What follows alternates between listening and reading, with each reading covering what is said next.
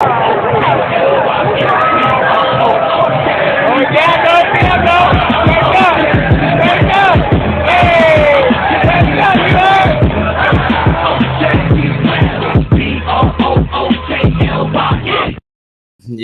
Nets fans is the best fans. It's Big Fan Breezy with the Brooklyn Nets vlog, and we out here off season. Got swept 2 seasons in a row, and we still out here. Why? Because we building the culture. Because we care.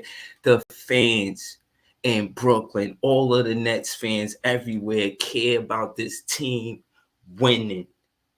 We don't care who the GM, owner, player, as long as we going in the right direction. But what I will say as a fan, I do care about having a teammate season to season to season to season. Give me the same teammate player to root for every year. That is one of the better things about being a fan. You get to root for you rooting for the team, but the players make the team, and it's like, come on. You want to, it's some favorite players you want to hold on, you want to keep on and holding on, but some of them we can't hold on to. We saying Yuta Watanabe not going to stay, Patty Mills not going to stay, and Seth Curry not going to stay. Hey, if they not going to keep those players, they might as well keep going. Joe Harris not going to stay. Who else ain't going to stay? Day'Ron Sharpe going to stay. Royce O'Neal going to stay. Nick Claxton going to stay. Mikal Bridges going to stay. Excuse me. Cam Johnson going to stay. But if Cam Johnson going to stay, can be easy or enigma. It could be smooth because Cam Johnson got a relationship with Mikal Bridges, or it could be, I'm talking Turkey. Me and Mikal Bridges, we friends, but yeah, that got nothing to do with business. See, business is business and friends is friends. Maybe he going there with his, well, this is what I did, and I think, in my part of the career, I feel like this and that and XYZ, and maybe he says that on both planes, but does he want to stay is part of it.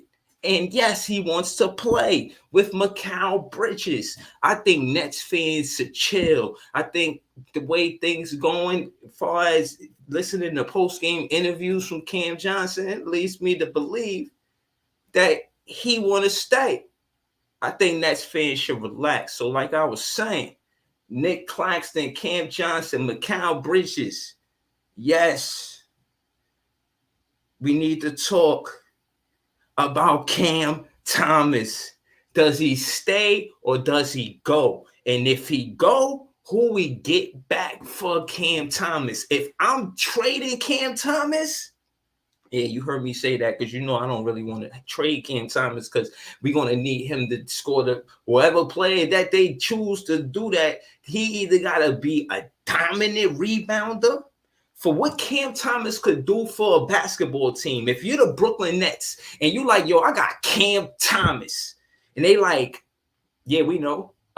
So what up though? Like, what you trying to give up for Cam Thomas? Like trades, draft picks, what you trying to do? Are the Brooklyn Nets going to shop Cam Thomas is the question. My conversation is the coaching style. Does it fit his coaching style? And honestly, I heard Jacque Vaughn had knocks against it, but he said he's going to build relationships over the summer. If he's going to build relationships over the summer with these players, then I expect them to build with Cam Thomas. Listen, for Spencer Dinwiddie to be impactful, he needs Doe and Joe to hit his threes because he know how to create his own shot. He's just not a good three-point shooter like that. You follow me? Now, when it comes down to Cam Thomas, he's someone else, a player, a nice player, a young player, a hungry player that, you know what I'm saying, want to win. He got the tween cross. Listen, I'm not talking about what everybody's saying. Listen to what I'm saying. Cam Thomas is a bucket.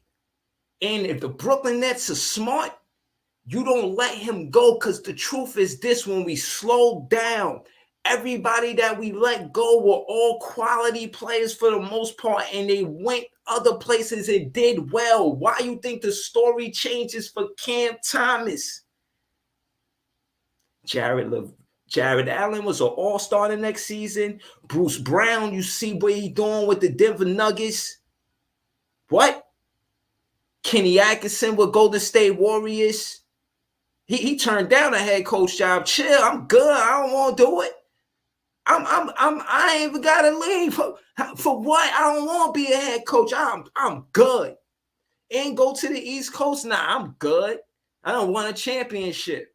I was building towards a championship as a head coach, and then I became an assistant head coach, and I'm making moves. And let's not forget, oh yeah, we broke it down. Shout out to Andre B. I see you in the chat.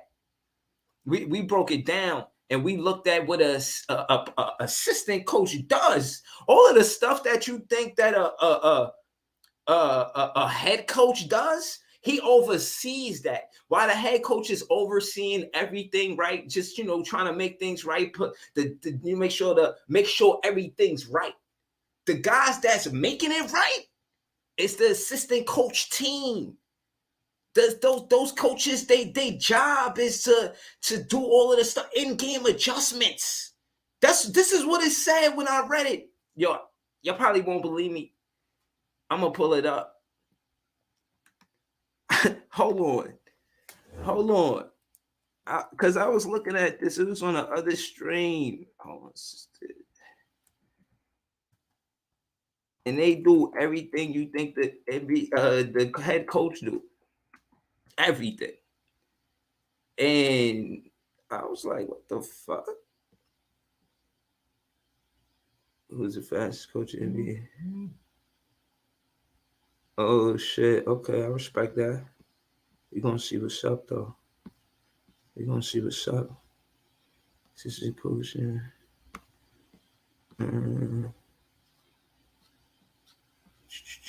Hold on. They was telling me the jobs. It was like the jobs of what they actually do. That shit was lit. Word. Shout out to Andre B. I know y'all team in the playoffs. But hold on. NBA assistant coaches. Assistant coach. What is the job? I want to know the job. The job description. I want to read it to y'all, but from what I could tell you, from what I know by myself, is you're a video coordinator, and then you become a player development coach. So a player development assistant coach, that's the first job to being like the levels of assistant coaches, right? And then you got the head coach. So the first level is player development. But my thing is that part, I need more focus on that. I need that to be a big hire. I need that. I need the video coordinator in the player development assistant coach to be the best guys we got. I need that to be like the same way you draft a number one draft pick you need to sort out resumes. This guy nice. We need him on our team because he a part of the team too. He count. If we're going to win this, we're going to win this with every player part of the Brooklyn Nets and the fans too. Swept twice in 2 seasons. I ain't jacking it. Nah, man. Ain't shit funny all summer, man. Off season. Shout out to Cam Thomas. Ain't shit funny or I mean, it's like that, man. Word. Phil Johnson said, boy, this pause. Nah, man, I can't even do this, man. This is a troll. Yo, come on, man. I can't do it. I can't do it, man. Yo, man, nah. That shit crazy. Andre B said, so if the Nets run it back with the same roster, you think they keep, you think they can make a deep playoff run with a full season? That's a good question. From what I've seen in that 28 game sample size, no. And people always say half of the season. It's not half of the season. Okay. Half of the season is 41 games and 41 games. All right. That's 50. That's what 58 games to 20 to, no, I'm sorry. 54 games, right? Yeah, 54 games to 28. It's not the same thing. It's not half the season. It's 28 games, and it's tough. And for us to play like that, I think we compete. A deep playoff run, I don't know, it's hard to say. But the Brooklyn Nets, it's hard to say that we keep that same roster. From what I've seen, 3 players not going to be on the team, but that's Brooklyn Nets business. So I know that's not going to happen accurate like that. Yo, yo, Andre B, don't talk to this dude, man. I got to block this dude. I don't know what that was about. That shit was wild. Well, he doing some other shit, man. I don't be on it like that. I be pulling up to talk basketball facts. That's why I be cooking shit, man. Like, stop wasting my time. I'm here to talk basketball. You want to jump in front of that, then get cooked or get blocked. Like, fuck out of here. Like, but yeah, man.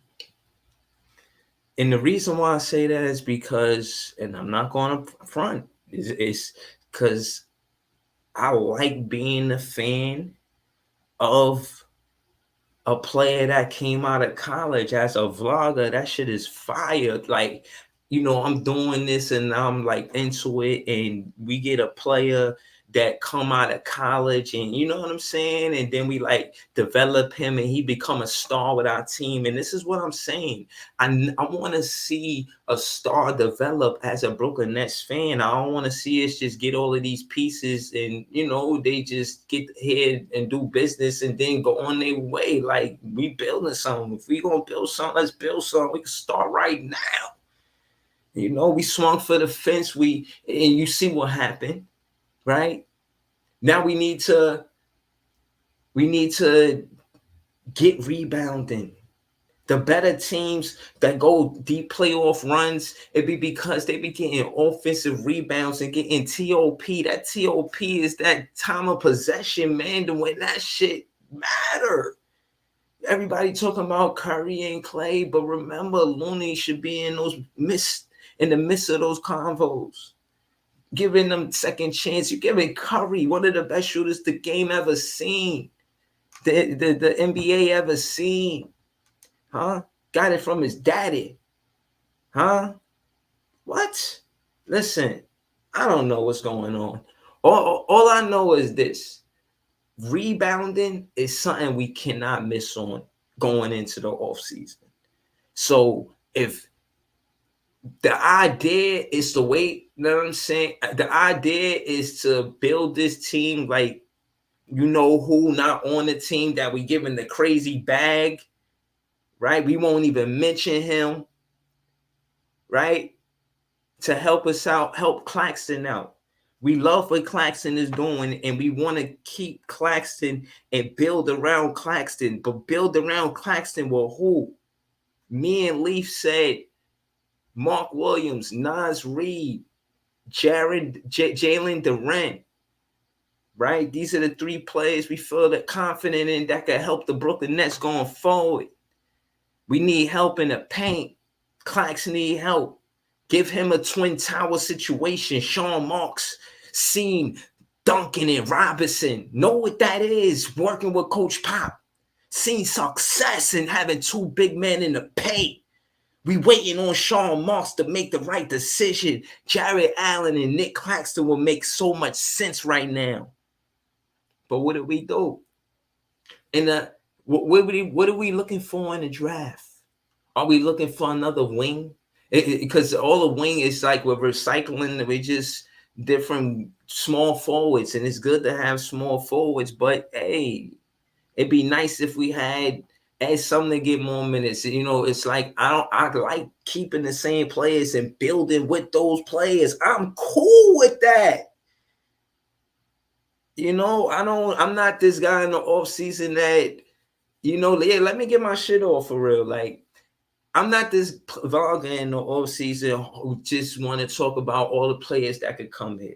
First, I want to get my shit off and say, y'all should have gave Cam Thomas a minute. I don't know what y'all going to do, but it would have been nice as a fan to see Cam Thomas get minutes, knowing he you know what I'm saying, could be instrumental in the office to help us win games. Not just because I'm a big fan of him, but the fact that, you know, as far as entertainment, yeah, I think, no, not even entertainment, pardon. Far as player development, I think that's something that'll be good for a GM. I think that is one of the strengths of every GM. When you think about GMs and their job description, one of the best things they do, and I contrasted Sean Marks to Willis Reed and said that he was the better GM because of his draft picks. Now, in all fairness, Willis Reed did have the number 1 draft pick in Derek Coleman, and I think the number 2 or 3 draft pick in Kenny Anderson the very next season, right? And then, but also, this is, you know, he did a trade and got Petrovic to work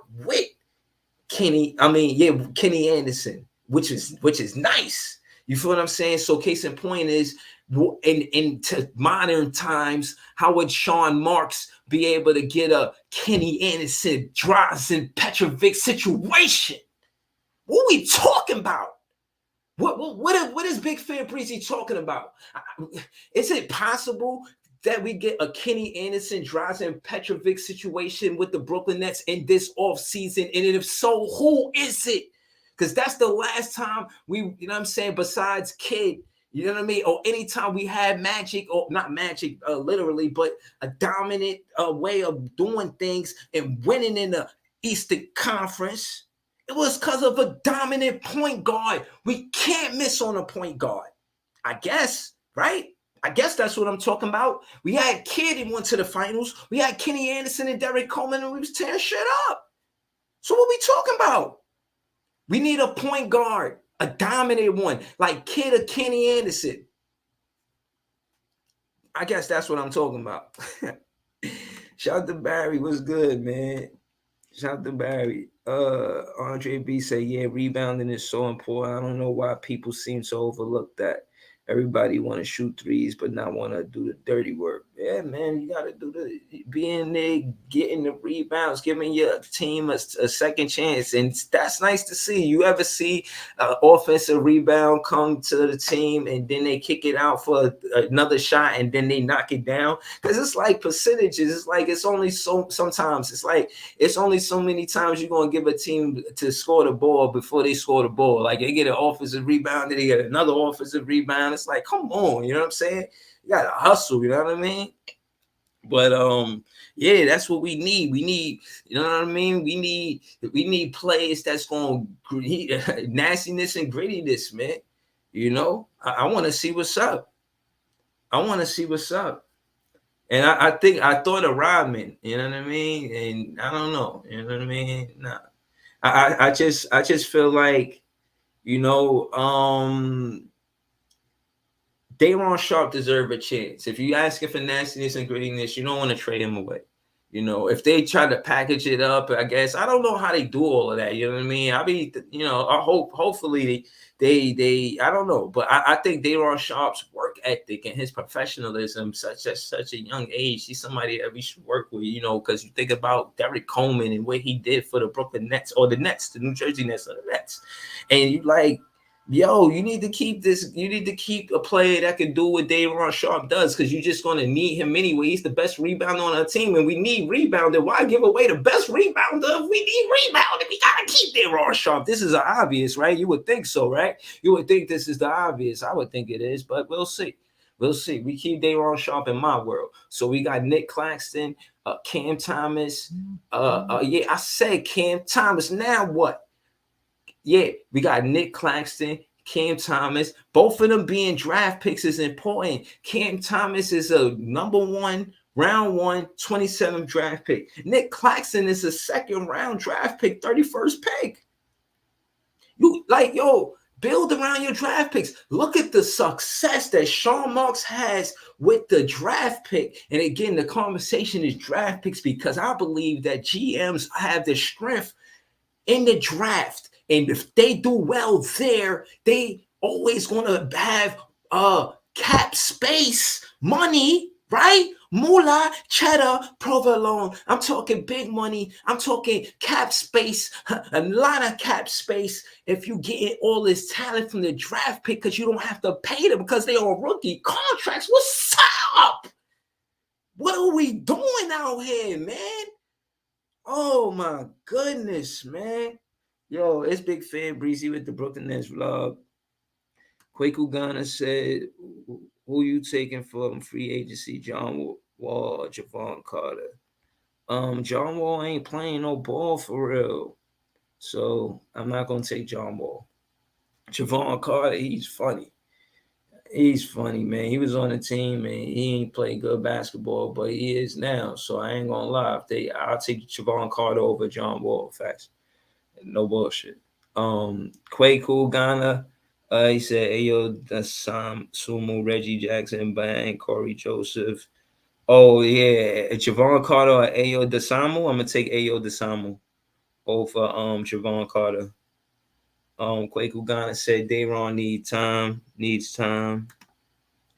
I guess, you know, I guess. There was some draft picks. Hold on. I'm gonna go to my page. Hold on.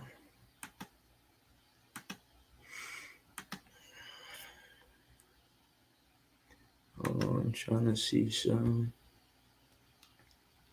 Let's see what's going up. It'd be mad. My page is funny. My page is funny, man.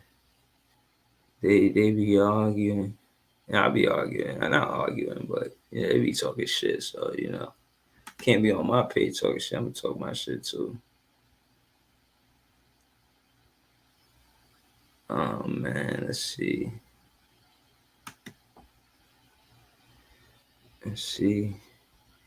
Oh, got here Nick fans on my page talking spicy.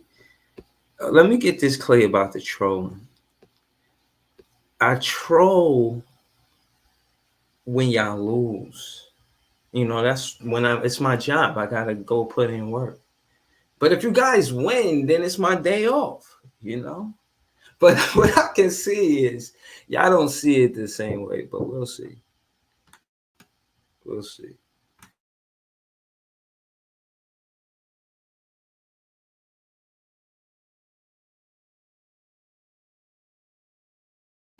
Word. So listen.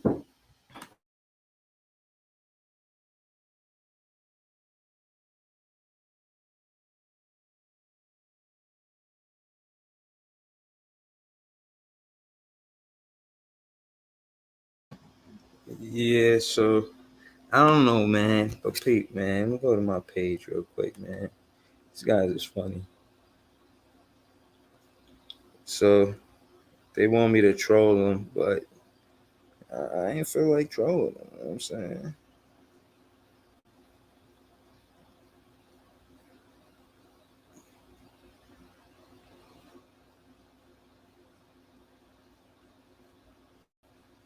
I don't know.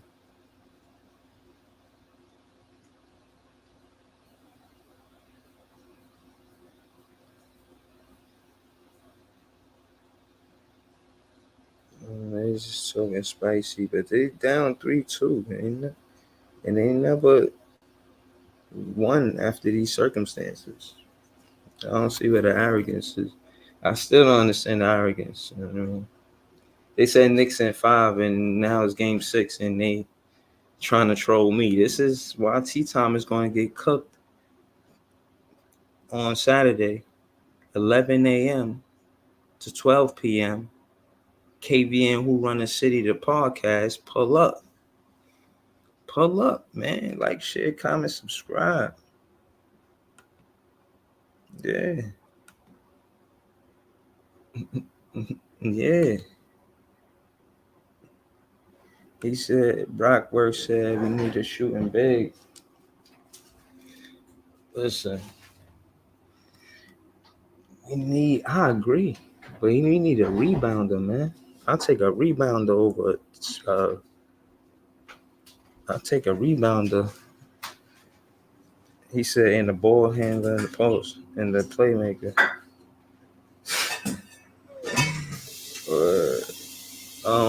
Bro, last time we were successful, I'm glad you said that. The last time we were successful, for real, we was building with Kenny Anderson and Drazen Petrovic. What would be the modern day Kenny Anderson and Drazen Petrovic for the Brooklyn Nets? Talk to me, man. Talk to me, man. Nah, talk to me for real, man. What would be the modern day? What two players will be the modern day?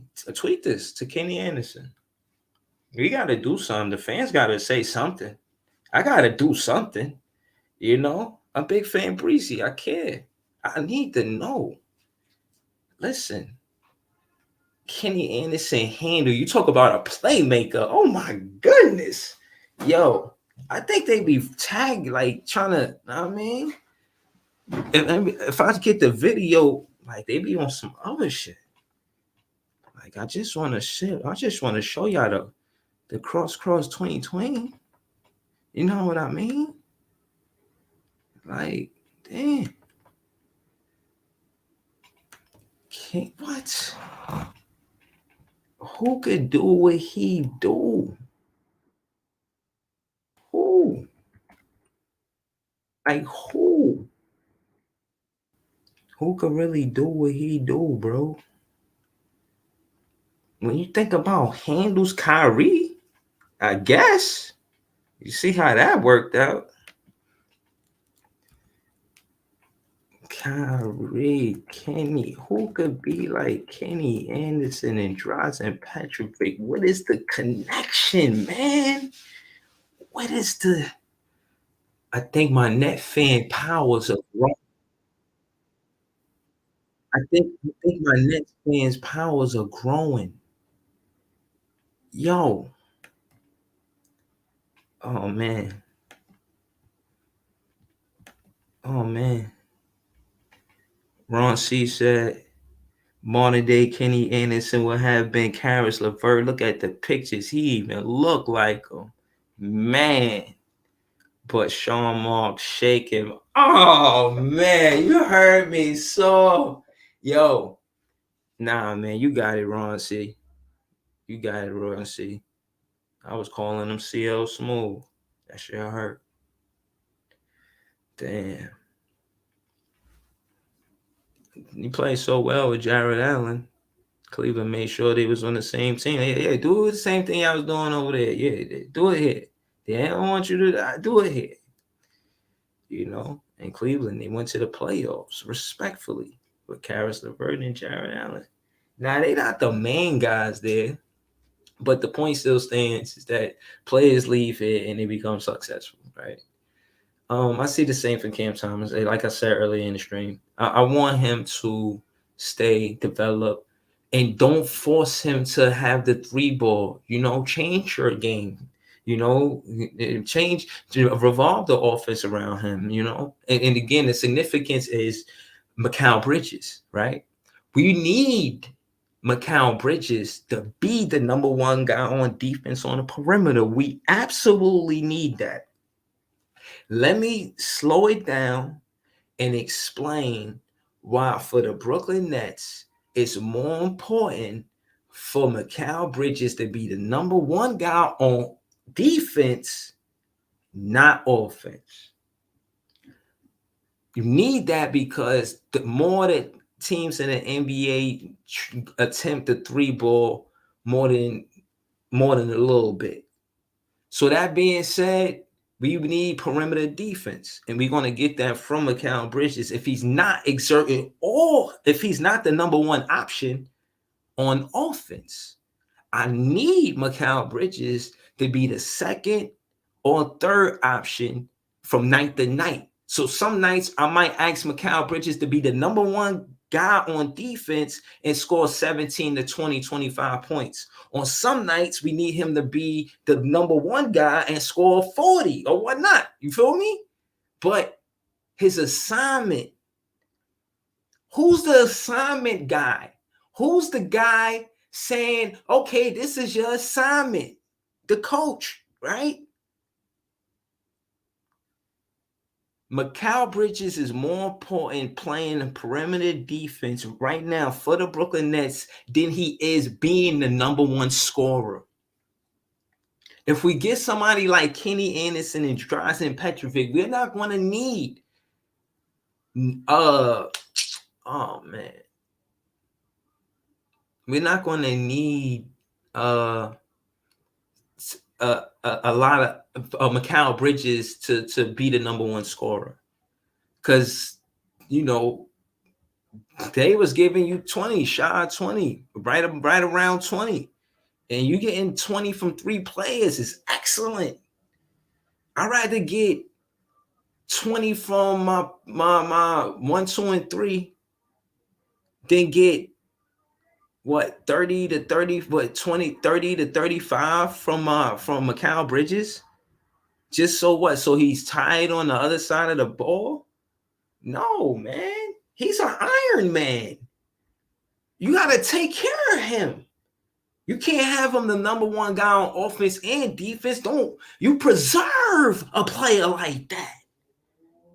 A player like that could retire here because he's a emerging one.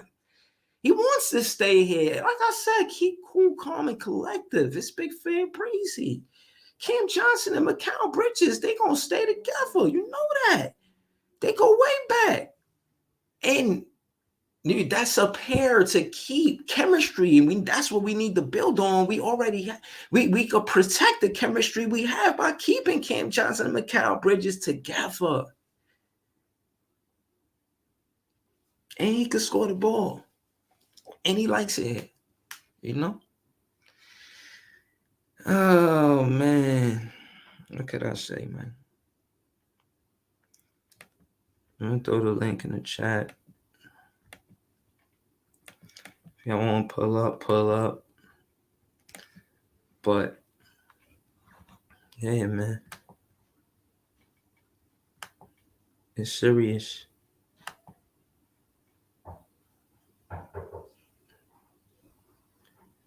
You need somebody like Kenny Anderson.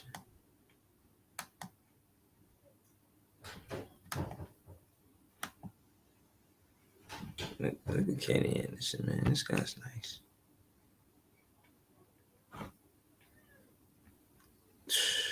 It's, high school and college, man. High school and college. Oh, sweet. Oh my goodness. Oh, nice. Lay me. Oh, pause. Oh, cross with the back. Cross. Oh, what? Up and under. Hold that. Back. Oh my goodness. Tween. Oh my tween. Cross. Tween. Hold on. I hit the back and then the tween and then the back and go back to the cross back and then go under and then a little floaty. Oh, that was nice. All right, cross. Oh my gosh. Oh, that was pretty. You got to call that pretty. Come on, man. My man. That was GM. Look at that, number 7 for the Nets. Drafted him. Nice. Look at that. Look how he slithers. Not slithers, but I mean, he just, knifes his way through. I don't know, for lack of better words. Look at that with Derek Coleman. You see that? Oh, you see that spin move in the paint? Like, come on, man. To the left. Oh, look at the no look. You see that? Running with him. Who gonna run with him? Who gonna run with him like that? Oh my, with the left. Oh, look, he looked at him in his face and went straight to the basket. Spin move on him to the left. Oh my God. Straight his door to the back door and find him in the side with the right. Oh, so did he make him fall? Hold on. Nah, I'm not bugging. I'm not bugging, bro. I'm not bugging. Oh my goodness. Yo, who can do this for our team right now? Who is modern day right now? Who will be doing this right now? Yo, I'm going to tweet Kenny, man. Tweet Kenny. Ask him this, man. Who can do this for the Brooklyn Nets right now, man? Serious. Derek Coleman. Who could be like Derek Coleman for the Nets right now? Oh, my goodness. Oh my God. Oh, look, he handling them on a Nick player. Damn. Oh, that was nice. See that was a sweet dish. Oh, look at the pass. Ah. Mm. See the pass? Oh my goodness. Mm. This guy is amazing, man. It's incredible. Like seriously. Oh my God, it's fast. Easy work. Look at them jerseys. Them jerseys tough. Uh-huh. Got him. Got him. Got him. Got him. Oh my. Yo. Nah, this is real, bro. This really happened. On Knicks. On the Knicks. Look at Starks. Yeah, look, Starks stressed. He don't know what he doing. Game over. Yeah, stop playing with me. Kenny Anderson was giving them work. Yo, shout out to Kenny Anderson, man. That was fire.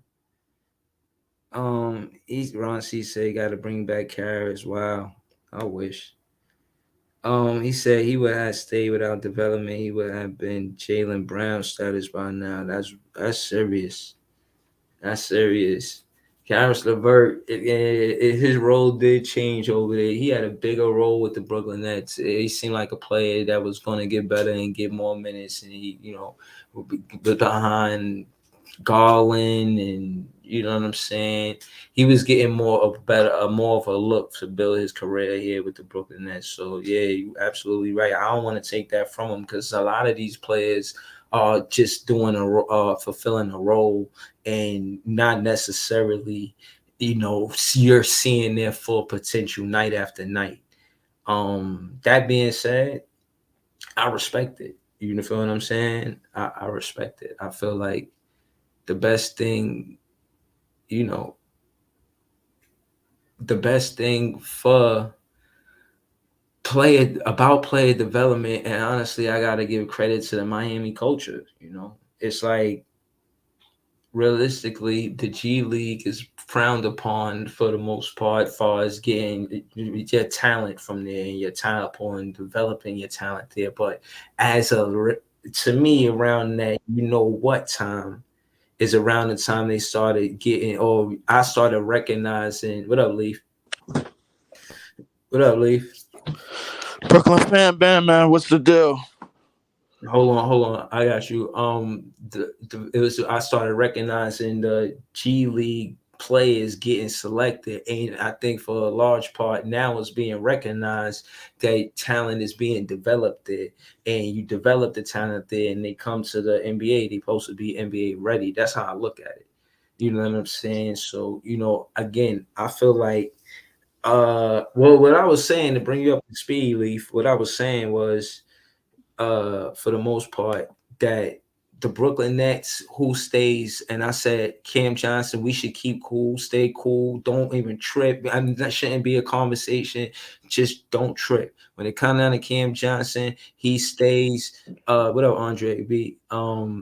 Nick Claxton is gonna stay.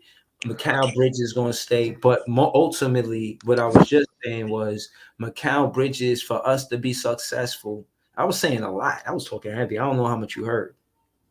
No, no, no. Um, I literally just got on the joint. I ain't hear too much of none of it. I just seen that you was live. I was just like, fuck it. Let me join in yeah, with my bro.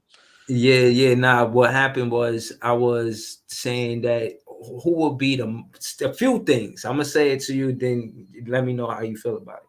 I said, who will be the modern day Kenny Anderson, Drazen Petrovic for the Brooklyn Nets right now? You know what I mean?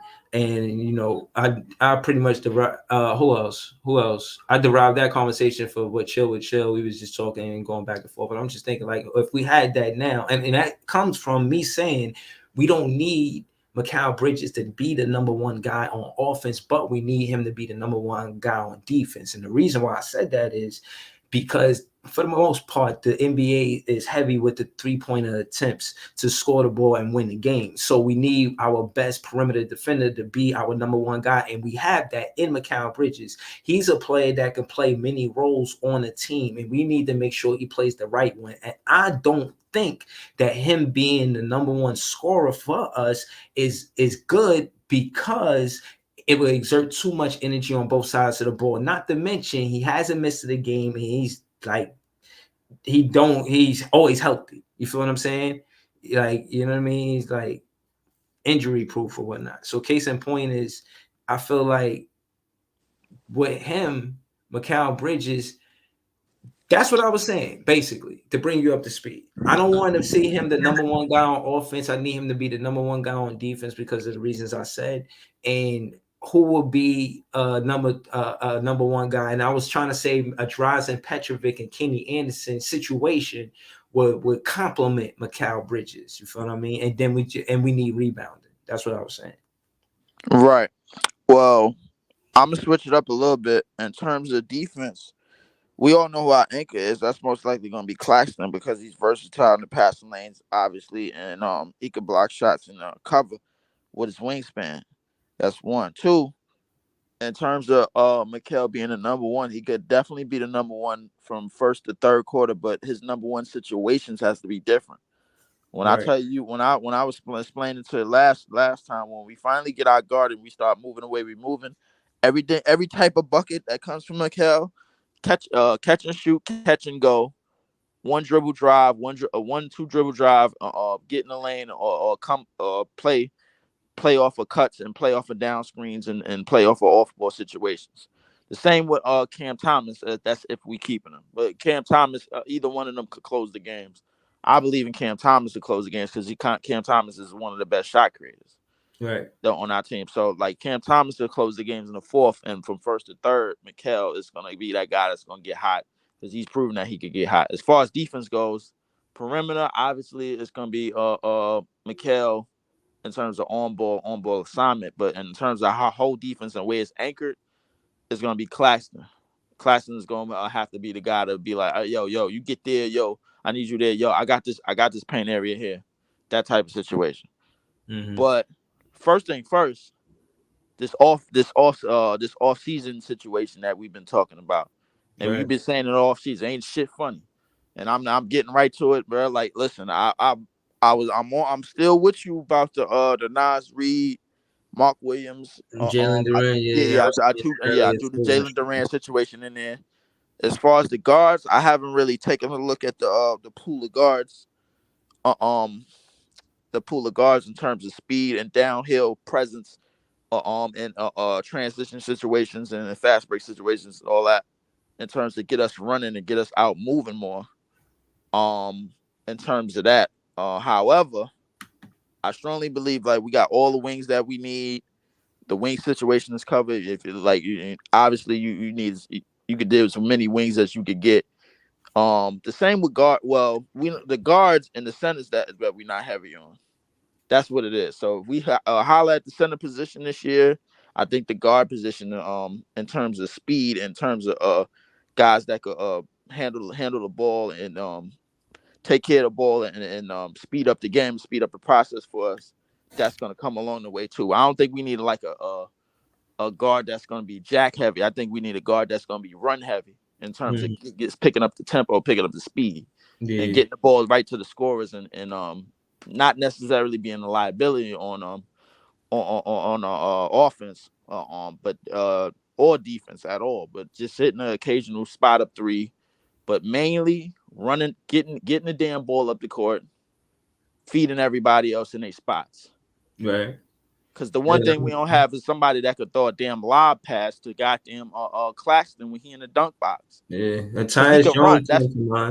Yeah, and Claxton can run. I mean, Tyus Jones, yeah, all right, but I'm thinking of somebody faster. Like, I don't know if people peep it.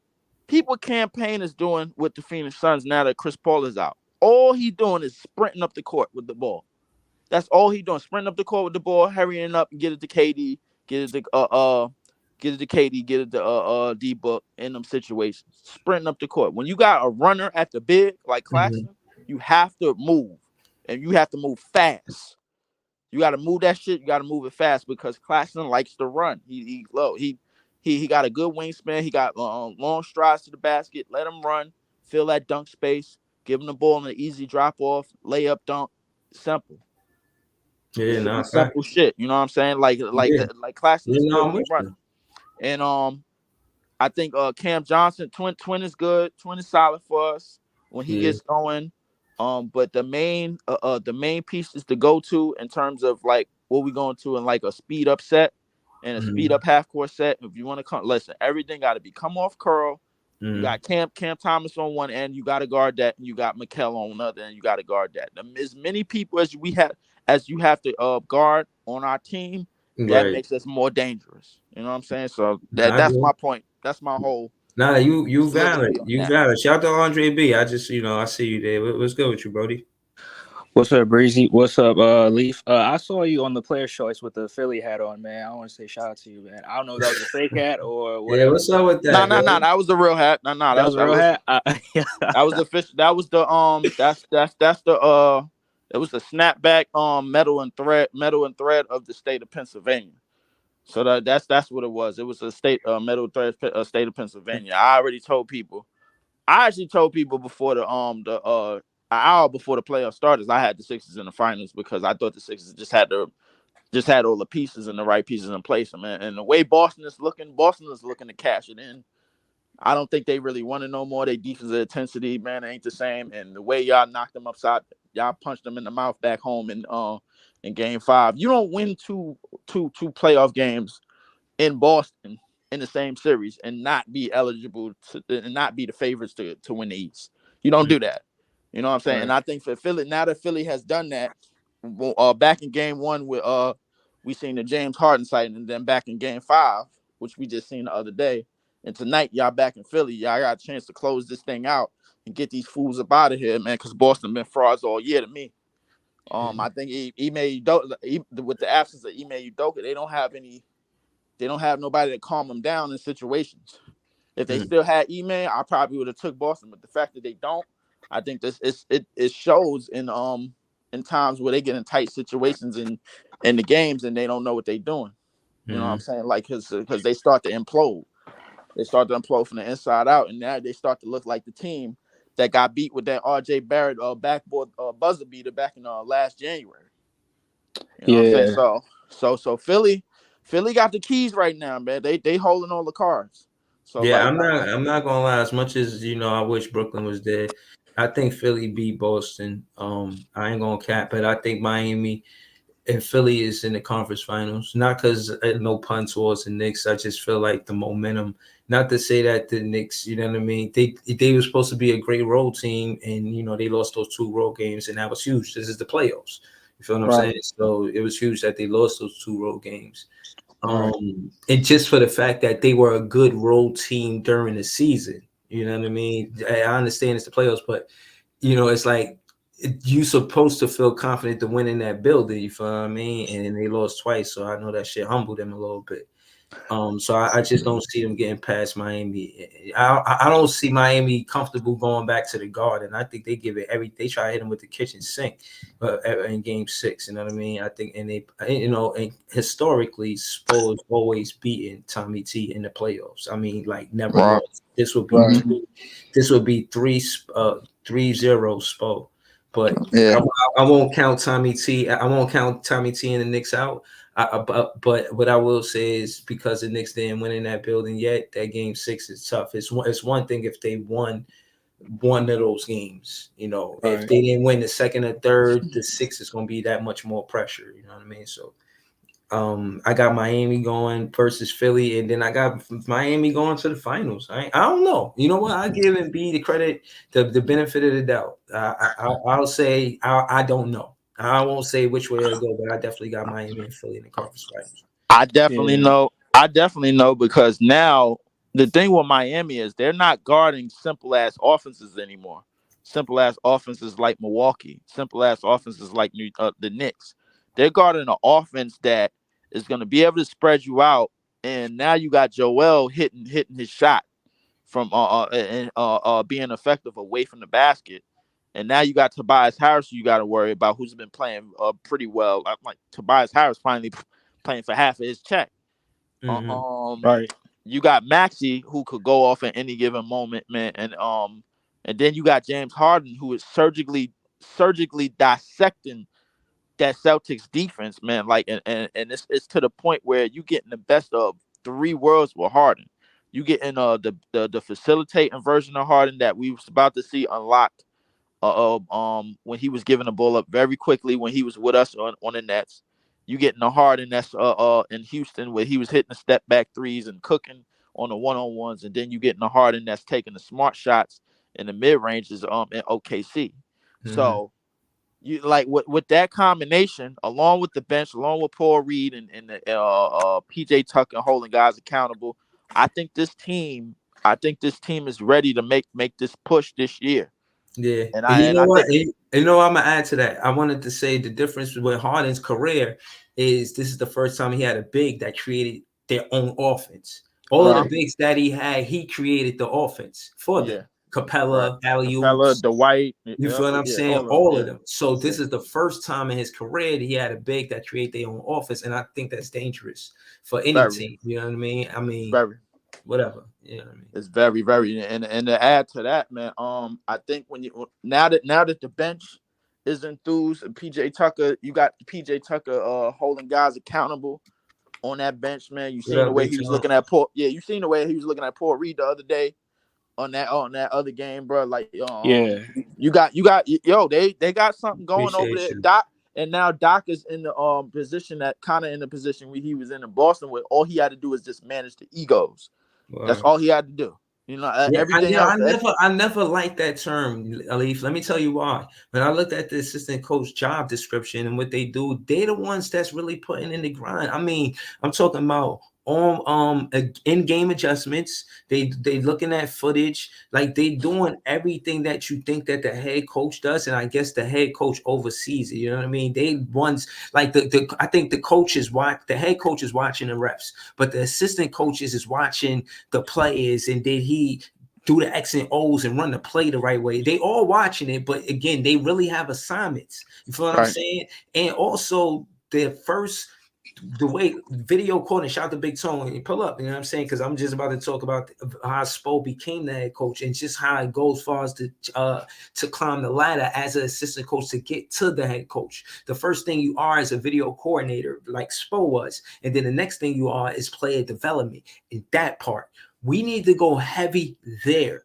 And you know, it's like it's overlooked because that's the lowest part of the totem pole far as you know what I'm saying, levels on an assistant coaching. And my thing is go heavy there, you know, because of the G League, and put heavy emphasis on who you hire for making that guy important and relevant to what we doing. Because when you think about the draft picks and you just look at the one stat, the minute stat, and no, two stats, the minutes in the game stat, and look at the minutes in the game stat and see how much opportunity they're actually getting, because that's what we're missing with the Brooklyn Nets. We need to develop these players. And again, to not deviate from the point, the reason the Sixers have success is also because they can't pay another guy like Harden, but they got Maxey, and Maxey came out the draft.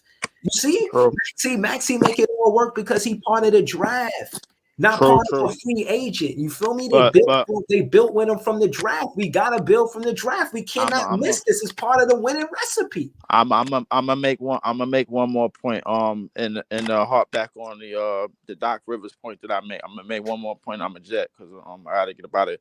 About the managing egos. I didn't mean to say manage egos. I meant manage in terms of manage.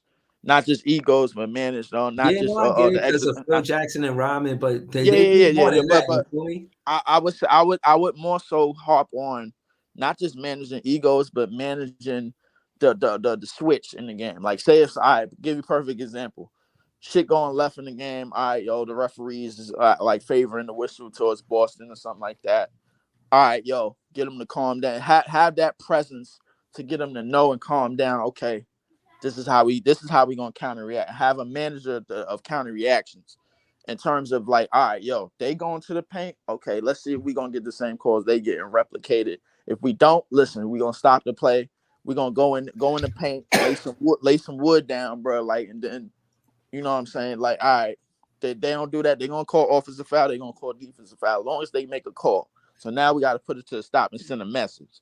That's kind of what the Pistons used to do back in the '80s, man. When they realized they was the whistles was being favored in one way, they used to try to stop the game that way. And I noticed that, and that's the thing. They was trying to send the referees a message to be like, yo, hey, listen, y'all gonna keep calling this way? Guess what? Somebody gonna end up getting hurt. So y'all want to play this game up. This is how we gonna do. But to harp more on the draft portion, listen, I feel you on the draft shit, but the thing is, the draft is just one part of it. James Harden came to a trade. Like, know that. No, Tobias but Harris again, came to a trade. but what I'm saying is, okay, let's stay there real quick. Shout out to Big Tone, I see you. Right there. If you had to pay Maxey, what kind of contract he get? Because it ain't no rookie contract. Well, you're gonna pay Maxey a good extension before he hit the restricted part. So what I'm saying is it's because they drafted him. Yeah, it is because, but it's not it's not just because they drafted him. They drafted him, and now he's fitting. He's fitting with everything they're doing. No, he's not just fitting. He busting ass. Pause. Yeah, he is. He going crazy. Yeah. So that's what I'm saying. Like, if you had to pay that guy, he's hard to get. Not only because of what you have to pay him, but because he get to choose now. He's very hard to get because here's the thing. Hold on, I just want to say this, and the commitment, in my opinion, as a player, as a person, is different for a college player to get drafted by a team, opposed to now you doing business when it come down to contracts and going to another team. Like, I guess it's always business, but I think it's a different vibe, a different right. If a team like you happy, like, oh my God, this is my dream come true. And Breeze, you got to remember with players like Maxey, being as young as they are and coming out of the draft and whatever, and the restricted contracts make them even more expensive because now you paying players more off potential these days. Like think about all the restricted the first round, the like late first round picks or the mid first round picks that wasn't lottery picks. I'm not even just talking about lottery picks because lottery picks go do the same thing. You paying them off potential. Whether it's Ja Morant, whether it's Zion, whether anybody, you paying them all off potential. But the thing is, the restricted deals, the way that they work now, they clocking up to $100,000 because go look at Jordan Poole, another young player. So the thing I'm trying to make, and I'm gonna make this one last point. The thing is, the restricted players is harder to get because, like, in the case of Maxey, because the thing is, like, you got to pay them early. But before somebody else pay them, the thing, you get what I'm saying? Like, you got to pay them early before somebody else pay them.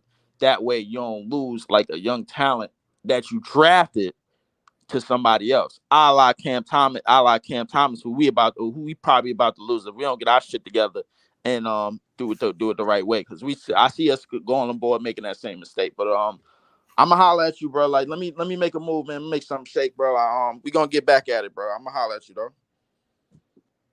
All right, later, Brody. Later. Right. Yo, what up, Big John?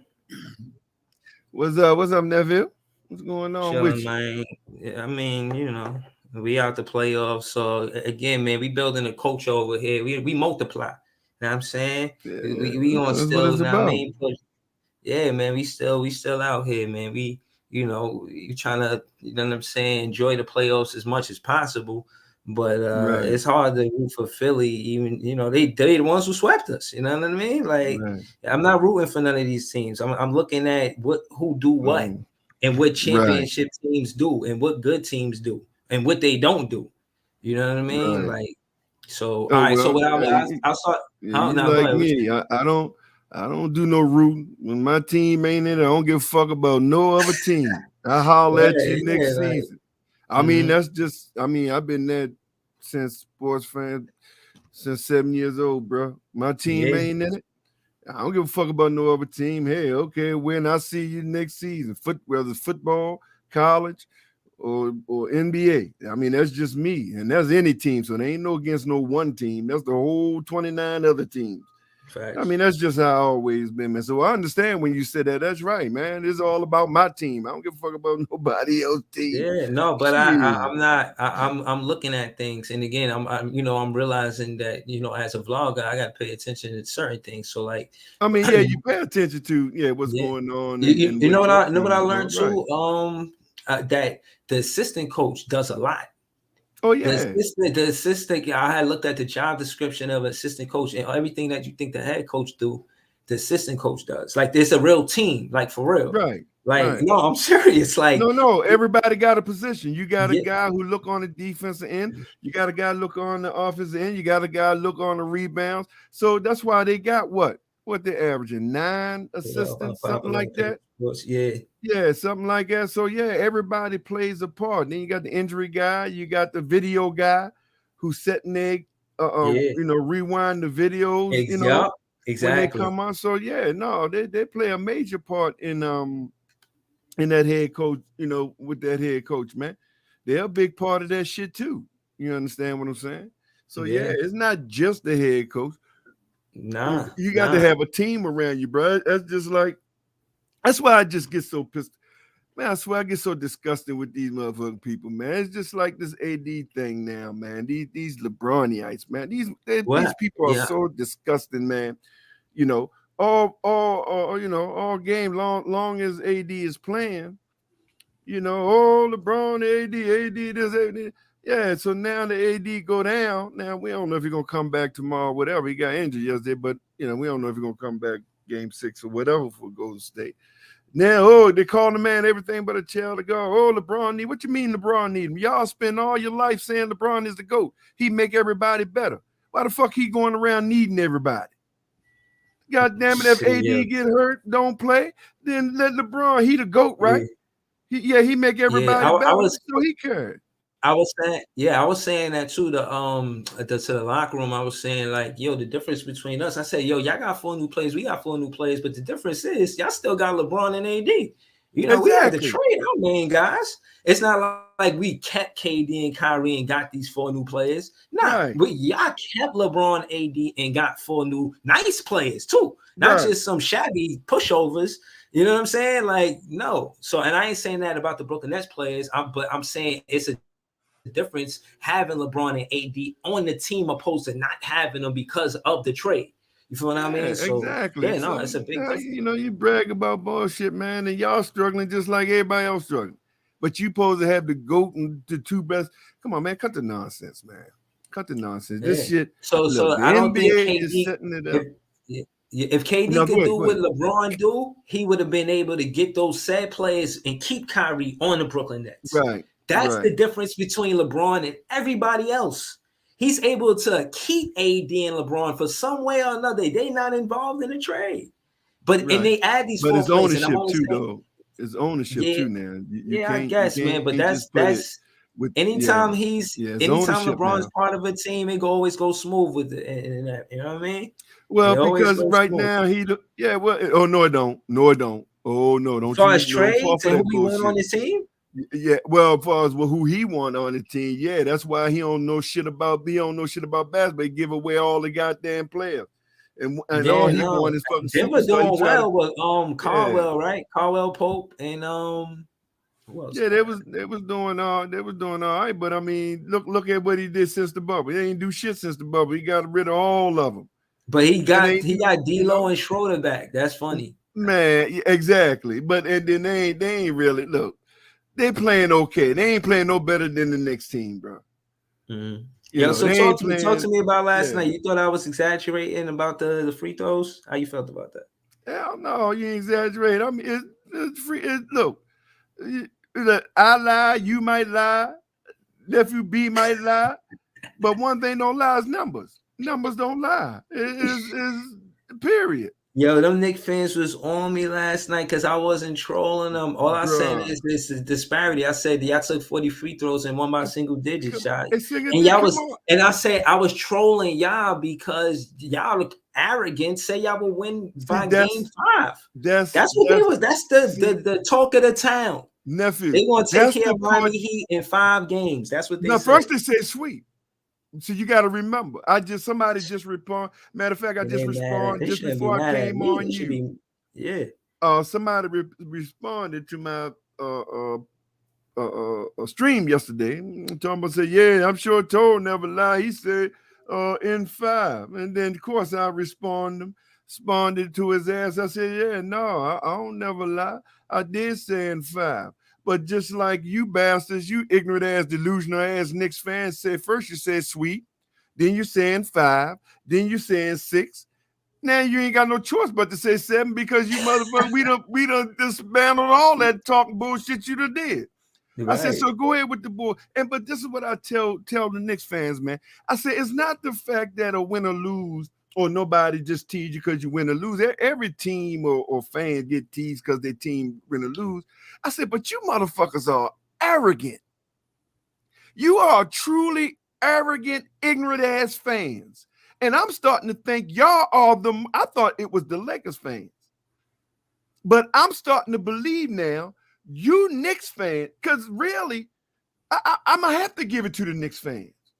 Because you are the only fans who shut down the streets and roadways on one win. I'm like, bruh, it's one win and you shutting down the whole city. Mm-hmm. Then you looking stupid when you get sent home. Mm-hmm. And again, you got to realize the entire thing is they really went after me seriously. Like they really went after me because, I stated the obvious. I said what Mitch Robinson did with the Cleveland Cavaliers, he's not going to be able to do with the Miami Heat. Exactly. But they have no fundamental. Look, man, they are really just. I don't even know how to call it, the type of fans that they are. They have no sense of or no reasonable thought. Everything is just like you said, bruh, Miami play a different type of defense. You're not going to be able to do that on Miami. They don't look at the disparity in that. They'll just straight call you, hey, they call you everything but a child of God. Just because you have a different opinion than them. Mm-hmm. Every team is different, bro. The way we play Milwaukee, we're not gonna be able to play y'all, bro. It's just different. Mm-hmm. You should see my page. I'm telling you. I know. Oh, trust me, bro. I can imagine. Oh my goodness. And then you see, they really mad too because you New Yorker. See, just because you New Yorker, you supposed to be for the Knicks. No, but yo, hold on, Tom. No, but Pete, I said that to him, and my co-host, he do Knicks and Ish, and he's a Knick vlog, and we do the podcast, KV and Run the City, the podcast on Saturdays at 11 a.m. And I told him that when we started and we was going versus the Bucks, and he said clearly when they got knocked out that first round that he was going for the Bucks because he don't like our team, and he kept it that way. And when I dig in the history, it's really like that. It's a rivalry because of what the Knicks did. So I just keep the same energy. Exactly. I respectfully, you know what I mean? They look at me like the villain. I like to think that I'll be, you know what I'm saying? I'm more than a villain, but hey, man, it is what it is. You know what I'm saying? I never understood people that, oh, that's your hometown. You know, who the fuck, motherfucker? First of all, I've been a Miami Dolphin fan for 53 years. I ain't never been no Ravens now. Okay. I've never even been a Baltimore coach, really. We just, as kids, through them programs and stuff, we would go to, back then we had plenty of programs for kids off the streets and stuff. So we go to Baltimore Coast games and all that stuff. But I never was a Baltimore Coast fan. And I'm from Baltimore. So I never was a home team fan. Now, the only home team fan I was Baltimore Bullets. I was a West Unseld and Earl Pearl Monroe. I was a Baltimore Bullets fan, but when they took them in '78 to Washington, I just, like I told y'all, it was no way I was going to root for them bastards in Washington. It wasn't going to happen. No, so I just chilled. Yeah, I just chilled for a bad, NBA team having a team for a while, and by me being a diehard Miami Dolphin fan.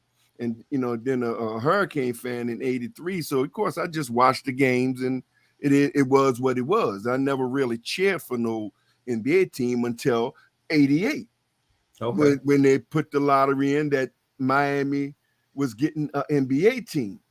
Nice. You understand what I'm saying? And then I'm like, well, shit, now that Miami got an NBA team, I'm already a Miami Dolphin fan, diehard Miami Dolphin fan. I'm already a diehard Miami Hurricane fan since '83. Shit, 88, 89 came in. I'm like, shit, I'm okay. Let's see what this Miami Heat gonna do. I'm back. I got an NBA team now. Right. See, me and you have similar stories where I'm not saying it's the exact, but the feeling of being a fan of where you live at, well, put it like this, a team, well, it is different, but like it's like I didn't really become where it's the same as when I became the fan. You know what I mean? The team that you was rooting for was Miami. So when Miami got a basketball team, you rooted for them. Right. That's the same part, in a sense, where the Brooklyn Nets, we didn't have a team, and then we did. So yeah, I'm a fan of that team and that team only. So that's because I'm, you know what I'm saying? That's just the loyalty. But not the switch lanes. But I wanted to see what Unpopular Opinion Sports was saying, man. Shout out to you, man. What's up with you, Brody? You there? What's good? Can you hear me? Yeah, I can hear you. We can hear you. You can hear him, Big Tone? Mm-hmm. Yeah, I can hear you. Yeah, man. Nah, man. Y'all chopping it up real good, man. And shout out to you, Breezy, man. You know what I'm saying? Shout out to your podcast, man. I want to see this podcast grow, man. This is dope, man. You're one of the, if not the most knowledgeable Nets fan out there on YouTube. You know what I'm saying? With all due respect to other Nets fans, man. But what you're saying is some real good stuff, man, because people try to get on, certain people from New York by being Nets fans. And it's like, look, I'm from Brooklyn. I'm not from Manhattan. The Knicks play in Manhattan. The Nets play in Brooklyn last time I checked, man. And that's what I represent, man. You know what I'm saying? The last time Brooklyn had a team, there was the Brooklyn Dodgers. I wasn't even born, bro. So, I mean, you know what I'm saying? We got to give some respect to fans like me and Breezy, man, that just want to support our team and support our city and our town more importantly. You know what I mean? So I do get tired of the Knicks fans taking shots at us. You know what I'm saying? And seriously, man, but I had to push it back. And again, they came at me because I was trolling them, and the reason why I was trolling them is because I said that how dare you speak to me like y'all gonna beat them in 5 because y'all beat Cleveland in 5. Just because y'all beat Cleveland in 5 don't mean y'all can beat Miami for 1. Because when you check the record, Spo always beat Tommy T in the playoffs. You know what I mean? So this is real history that happened. So again, I don't see that where the arrogance come from. I understand you being confident, but what I'm saying, they want to label it salt. And I'm like, it's unfair y'all to label it hate or salt when I'm just articulating the stats from the history. Y'all just don't like the way I'm doing it because I don't care if y'all win. Y'all ain't rooting for us. I ain't rooting for y'all. Fuck that. You know what I'm saying? So it is what it is. And you shouldn't. And the only thing is, too, Breezy, it's the fact that the Knicks fans feel like they have bragging rights when they haven't won anything. No, you guys haven't won jack squat, but yet you want to you want to pick on the Nets fans because of the Kevin Durant situation. But remember, the Nets were in the finals recently more than the Knicks. When the last time the Nets went was 2002. Knicks went in 99, something like that.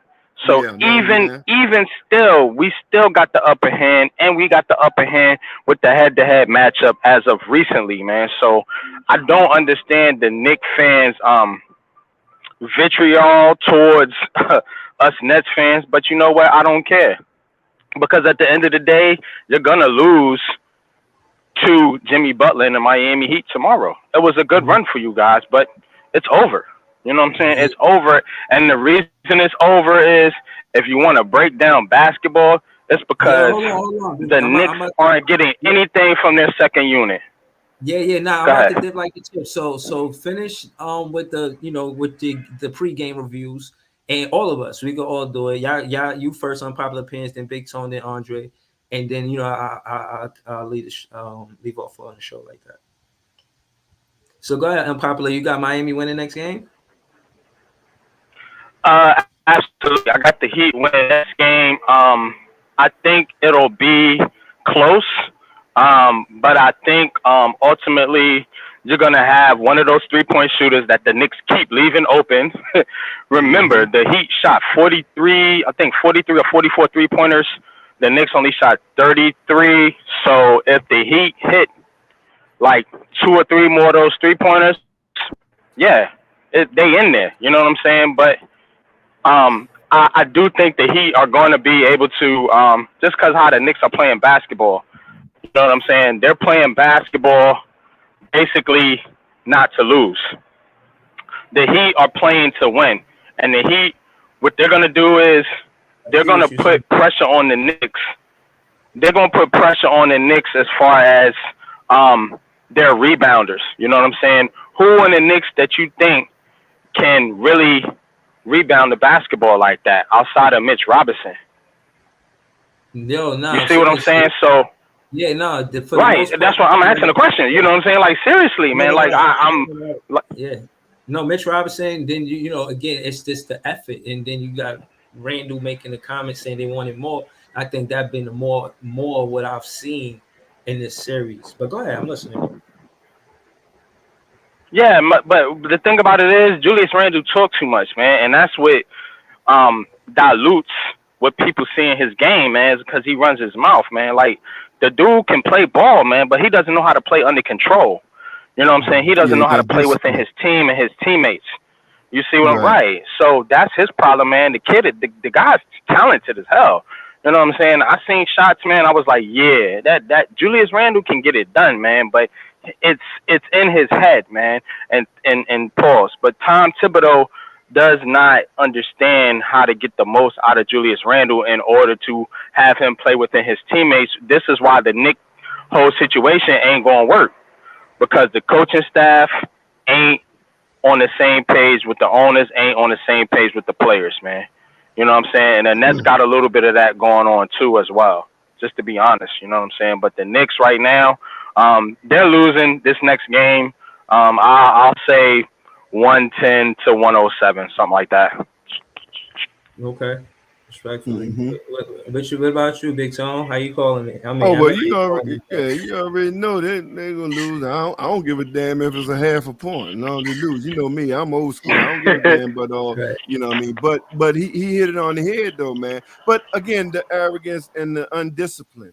Like you was talking about Randall, he is a good player. But again, it comes from organization. They have no discipline in that organization. The coach is not disciplined. See, all Randall need is a disciplined organization and a coach and a system behind him to make him be more disciplined in how he do things. He's just erratic out there, you know, because he know he can shoot, and if he get all, you know, if he do start hitting shots, he's hit shots. But the main thing is when he off, he damn sure off, and then when he off, it don't look good because why? He talked too much dumb shit. So that just amplifies his bad shooting and his off night. But as of Miami, just like you said, look, man, again, the 2 games they beat us. The first game, literally just Scott Foster. We don't do good with Scott Foster, bro. It is what it is. You understand what I'm saying? And our bench basically beat them. The first one that we lost in New York. And this game, even though they went on runs, our downfall was not their defense, not nothing they did. Simply, we missed shots. What you always hear me say, Nephew, when if we make them, can't nobody beat us. No, facts. Kevin Love, Duncan Robinson, Gabe, all of them had wide open shots. We got to where Yeah, hold on. I just wanted to say that I think that's another reason why it probably took an L too, is and why y'all win too. A big part of it is, and it worked up until last night, is Kevin Love exposing Mitchell Robinson. Mitchell Robinson is always out of position to rebound the ball because he has to guard Kevin Love. Exactly. And I told them Knicks fans that's going to be an X factor. They ain't going to listen to me. Exactly, because he spreads the floor. Mitch Robinson impact ain't the same from the series from Cav. Exactly, because them don't spread the floor. Kevin Love, even if he shoot, look, and that's what I be telling people. Duncan Robinson shooting 2%. Okay. But you do know Duncan Robinson is a sniper, right? Yeah, he shoot if he get on. Yeah, okay. The fact that every coach and team know that he's a shooter, even if he's shooting bad, once he on the floor, it changes your whole routine of what you have to do. Why? Because he spread the floor. Because you know he can shoot. And if you leave him open, he's going to kill you. That's the same way with Kev Love yesterday. Kev Love got all his 3-point. Not one contested 3-point Kevin Love got. Not one. But what'd he do? He just missed the goddamn shot. He couldn't. If you put Kevin Love on the beach and tell him throw the ball in the goddamn ocean, he would have missed it yesterday. That's how bad the shooting was. And that's how that's the point, bro. Exactly. And we still in the fourth quarter. They was up by 19. And we still in the fourth quarter got it all the way down to 2 points. And a fluke play turned it around. And then they end up beating us by 6. You understand what I'm saying? So that's it, man. But look, I understand, man. Again, I learned so much. Every time we play a team, you learn so much about their fans, man. And I'm telling you, bro. I am gonna right here on your channel, nephew. The Knicks fans are the most disrespectful, delusional. We right all the time. When we lose, is everybody else's fault. When we win, y'all can't beat us. I don't, but it is what it is. But Miami we got to do, because I even on my stage yesterday, I put the pressure on Miami. I said pressure on Miami, which it ain't. Ain't no pressure. There's never no pressure on no team when nobody want them to win or even expect them to win. That's why I keep trying to tell people. There's no pressure. But Miami was an 8th seed, though. Exactly. Miami was an 8th seed that nobody expected to make the playoffs or even play in. Exactly. So, yeah, y'all playing with house money. House money. Yeah, nah, facts. All facts. Yo, Dre, you want to say something about the next game before we dip? Yeah, I got the Knicks losing in Game 6. I don't think Jimmy Butler has a bad game. I don't think Jalen Brunson goes off for 30 points in South Beach. You know what I'm saying? They're gonna change that up, right? And like you said, bro, Tom Thibodeau always loses to Eric Spoelstra. Like, this is a history thing, and it's not going to change. He hasn't done anything new to prove to us that it's going to change. So I got the Knicks losing. And Big Son, I only disagree with you when you say the Knicks fans are disrespectful. I think that goes to Boston fans, because after they beat the Sixers in Game 3, they said one of the most disrespectful things you could ever hear. So I only disagree with that. Yeah. We can put both of them as 1A and 1B. Right. Yeah, and I got a question for you though. So how Duncan Robinson playing? Do you trade him if you get the chance, or you keep him? Oh, I don't know. I don't see them keeping him even if he played good. I think they're gonna take the value. Now, of course, we just like yesterday. Duncan Robinson had 17 points, bro. Duncan Robinson was 42% shooting from the 3, so he getting his rhythm back up. And again, that's danger. But as of after the season, I'm hoping that he get his value back up. I hope his shooting get back up. So no matter which way it go after the season, now it'd be easy to trade. Because I don't know. I don't see them keeping Duncan. I don't know. I don't see it. Even if he do good, I don't see them keeping Duncan. I would. Me, you see, because I'm the only one of the only ones, bro, that when he was in the slump, believed in Duncan, because I knew his shooting, just like Max Strus. I know his shooting. I never worry about a sniper shooting, but he did have deficiency in the defensive side. But because the way we play our zone and our defense, we was able to cover him on the defensive side because of our zone. But shit, man, even this series from Milwaukee to now, his defense and offense done stepped up. So this is what I'm saying. This is the danger that, and they're just not expecting it, bro.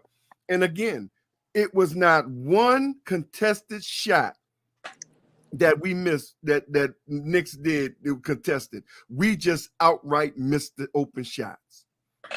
We just outright missed them. Why Kevin Love, all up just missed shots. There was not. Yeah, I think we all unanimously feel like the Heat win in Game 6. Yeah, listen, man. But shout to y'all, man. No disrespect, Big Tone, but Nets fans the best fans. Shout to you, Dre. But man, Nets fans the best fans. It's nothing personal. You know what I'm saying? Hey, man, you think I expect you to say anything else? Word, man. I appreciate you to say anything else. Hey, man, that's fair. I appreciate y'all. And Unpopular Opinion Sports. That's Big Tone. Check out his podcast. It's fire. Big Tone, vice versa. He do a show called Heart of the City on Tuesdays at 8:30. Show each other love, man. You know how I go. Definitely. Appreciate you, nephew. Sure, I'm ready to go set up for my show now at 3:30 this evening, my evening show that I do now. So I'm ready to go set up for that, man. So if you get the notification, stop by if you're able. All right, thanks, Tone. Okay, thanks, baby. Tone. I just subbed to you, Tone. Big Tone, Open Sports Talk. That's you. Miami Heat logo. I got you, bro. Yes, sir. Hey, I'll be checking if you out. If you got you on, man, I want to subscribe to you. If you got a channel, bro, put it on there so I can subscribe to you, bro. Unpopular Opinion Sports, man. That's me, man. You'll see my logo. It's a cartoon picture, man. It looks just like myself. I got you. Unpopular Opinion Sports, man. Sub to me, man. You know what I'm saying? I just subscribe to you, man. And I appreciate your content and your insight, man, on sports, homie. Appreciate you, nephew. Appreciate you. All right, nephew. Man. All right, y'all. Later, y'all. Yeah, peace, y'all. Have a good day. For real. Enjoy the playoffs as much as you can if you're a Nets fan. Chill. Big fan Breezy with the Brooklyn Nets vlog. BROOKLYNBROOKLYN